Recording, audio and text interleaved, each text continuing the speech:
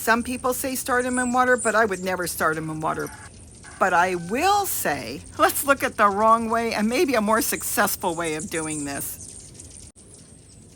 Hi, it's Robbie from Southern California, and today I'm going to show you how to propagate tree collar, kale, and really most any brassica of your choice.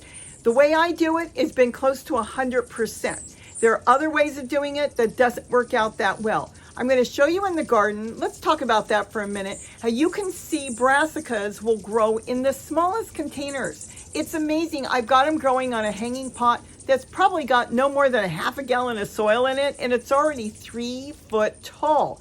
Then I've got another one in another part of the garden, and that thing is 15 foot tall, and it's growing in an 18-gallon tote. Tree colored, green or purple, doesn't need a lot of room, believe it or not, as long as you're keeping it well watered and giving it some feed, which is usually its own leaves, but I've got videos on that. Today, I only want to talk about taking cuttings, creating more free plants, whether it's for you or your family or friends, and whenever you want to do with it, you can sell them too, but it is so easy if you know a couple tips and tricks on how to get them to root. So let's go straight into how I did this and how I do a lot of my purple and regular tree colored around here, and I think you'll be propagating tons of your own really soon too.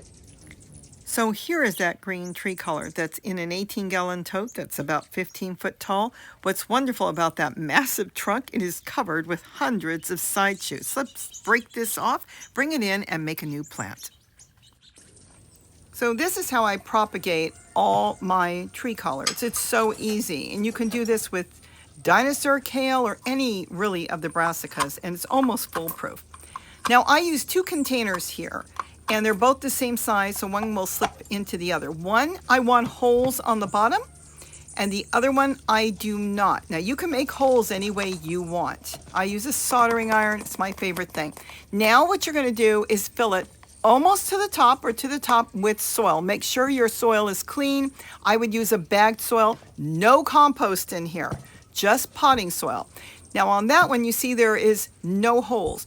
That one, you want to put a little bit of water in, because what we're going to do is retain some water on the bottom of these cups. Now here I'm recycling cups from sour cream and yogurt, but you can use anything you want, and they're about 5 inches tall. So this works perfect for propagating brassicas.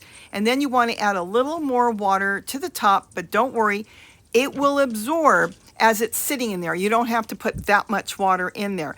Now we want to remove all the side stems it was growing, because that is just going to hinder the plant. It will try to still grow, and we want it to grow roots right now, because later on it will grow all the side shoots you want. Now I'm going to cut off a few of the leaves, like in half. Remember, you don't have to take the whole leaf off. If it doesn't have a lot of leaf matter, you can just cut the leaf and just leave a little bit of green growth. It doesn't have to be the whole leaf left on there.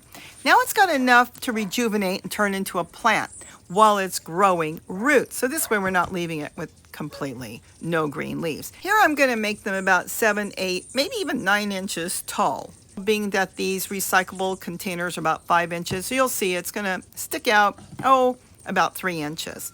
But you can use smaller containers. You'll just need to use smaller cuttings. But I like using this size. Now it's very simple. All we're going to do is push it in. And what you can do in here is you can put 3 to 6 cuttings in one container and do it at the same time. Why have so many? And then later on you can transplant. Here's another one I took from the garden. We can eat those leaves, but I'm going to take off all those leaves now and just leave a little bit of growth so the plant will have something to retain as a plant to try to grow, because it needs something sometimes, usually. Sometimes you can do stems without any leaves as well when it comes to brassicas. And see how I'm going to cut it? I'm going to leave, I went a little taller here. And I'm going to cut it off. And if you can't cut it, you can snap it. It'll work just fine. And then I just stick them in the cup. It's so simple. It's the easiest thing to do, and what we want is we do not want this to dry out. That's why we're doing a double cup system. If it dries out, it will go. And if you've got a piece left over, it can't hurt, push it in. You never know. Sometimes those grow too, and that will work perfect. So you have no waste here. And there it is. I could stick a couple more in there and then just make sure it doesn't dry out. It's the easiest thing to propagate. And to the left, that's my emu bush that I set up, weeks and weeks ago. They've already set root. There's about 6 of them in there, and I can plant those out in the spring and separate them out of there. But it's the easiest thing to do when it comes to propagating brassicas. Isn't that nice? And you can make all the free plants you want, and you can give them for gifts too. Now let's talk about a couple more tips. And of course, if you don't have other food containers, like I do a lot of recycling around here, you can always get some cups that are really cheap from the store. And all you have to do is make holes in one and keep one solid and do the same thing. Any cup will do. And remember, I use a soldering iron. You saw how I did that. But you can also just use a knitting needle or a nail, heat it up on a stove, and then go ahead and make your holes. If you're using a nail, please hold it with a pair of pliers because it gets really hot. But there's many ways, and if you have to, use a drill. You can use a little scissors and cut a hole too. You want good drainage in one and no drainage in the other, and then you can set it up exactly the same way I set this one up. So I have found for myself that is the easiest and best way to propagate different types of kale. Let me show you something, and collard. A lot of people say, put it in a cup and root them that way. The only problem is, here's 3 cuttings that I did. This one immediately started to rot and dried up. The same with this one. And this one's been trying to root, but it's slowly rotting away. I'm going to get this in the cup that I just did. But what I'm trying to point out here is I have found that collard and the different brassicas root much better when you put them directly in soil and keep the bottom wet. That's why I use containers that are double, the one with holes and the one without holes. This way I know I can retain a little bit of water in here, keep that soil slightly damp. We don't want it waterlogged. And then these will have time to set roots. It has worked out better for me. I do a lot of seeds that way too. But today we're just going to talk about the tree collard. Now you can do this with either purple or green. It doesn't matter. It is so easy to propagate. And that's all you need to do. I could get in here 6. I could even push 7 or 8 in here if they were small. But once they start to root, you want to remove it. It's real easy. Once they have roots, it's going to be good. Take them out, pot them up separately, and they will just take off. And these things can get 15 feet tall. That is the way I have been doing it for years, and that is the way it's been close to 100%. Not all cuttings are going to grow, but you have a much better chance doing it this way. Now, you want to make sure that soil is really clean. That's important. Don't use compost, or it could rot and go back to the soil before it sets roots. You want to use a good or any type of good potting soil, something that you know doesn't have any herbicides in it. Get yourself a small bag of potting soil.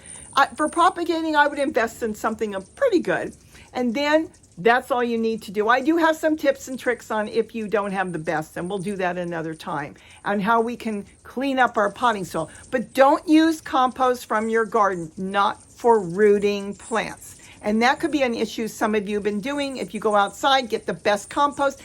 All they need right now is no feed. They need to stay moist and damp slightly so those roots can start to grow in the soil. Once it gets big and it starts to rejuvenate a lot of new leaves, that is when you want to get it into another pot and start feeding them, whether you're using compost, making it from its own leaves, or whatever way you do it. But this has been really foolproof. And you know what? When you start growing a lot of them, I'm going to tell you something. You're going to find yourself just snapping them off and running outside and sticking them anywhere. And I'll tell you, that's another way that they will grow good. So I hope I've given you some tips and tricks. If I have, maybe think about subscribing. But with that, have a wonderful day. Start doing propagating, because this is the best way to get your neighbors that aren't gardening to garden with a free plant. Have a great day, and don't forget to eat what you grow. Bye-bye. I know a few of you, this is the ending, have come to me and said you've bought a lot of cuttings. They've all died. I know that when you buy from somebody, they should give you a little bit of paperwork or give you information on how to grow them. That's usually what they do. Some people say start them in water. I would never start them in water. But I will say that if you're out in the garden and you're cutting a lot of your cuttings, but you don't have time to plant them, you can put them in water for a day or two until you get ready with your containers to grow, because some of us just want to get that cutting, whether it's from a friend or a neighbor or our own garden, but we don't have time to plant them right away. So get them in a cup of clean water. Tap water is fine. Sit them in there, and then when the time comes, within a couple days, I would do it within 2 days, get them planted in the potting soil, and then you will be fine. But the reason you want to put them in water when you first cut them is to make sure they stay hydrated and they don't start to dry out. You don't want to stress them out any more than they are, and boy, are they stressed. These are getting composted, but this one, I think this one has a chance on it, so we'll see. This is a beautiful purple kale. Make sure you keep that water clean until you are ready to plant it.